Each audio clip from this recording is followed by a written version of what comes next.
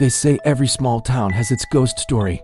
In this quiet corner of rural Japan, it's the abandoned middle school on the hill. The story goes that after sundown, if you dare to walk its empty halls, you might see her, a girl in a red uniform, standing silently at the very end of the corridor. They say she's pale, barefoot, and her appearance is a curse.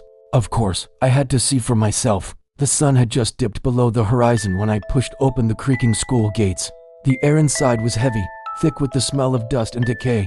I stepped into the main building, my footsteps echoing unnaturally loud in the silence. The main corridor stretched out before me, a long, dark throat leading into the heart of the school. Moonlight streamed in through grimy windows, painting stripes of silver across the peeling linoleum floor. I took a deep breath and started walking. With every step, a strange feeling washed over me. The corridor seemed to stretch, the far end looking no closer than when I started.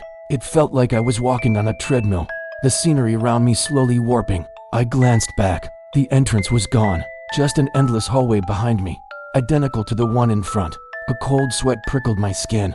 That's when I heard it, a soft, rhythmic slamming sound, one by one. The classroom doors along the hall were shutting themselves. Slam, a pause, slam, getting closer. I quickened my pace, my heart hammering against my ribs. Then I heard the footsteps. They weren't mine. They were light, wet, and shuffling. Splish, splish, splish. The sound of bare feet on a wet floor. But the ground was bone dry. I stopped, straining my ears. The footsteps stopped too. I was not alone. My blood ran cold. I forced myself to look forward, toward the end of the impossibly long hall. And that's when I saw her.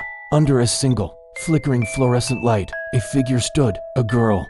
Her long, black hair was plastered to her head, covering her face completely.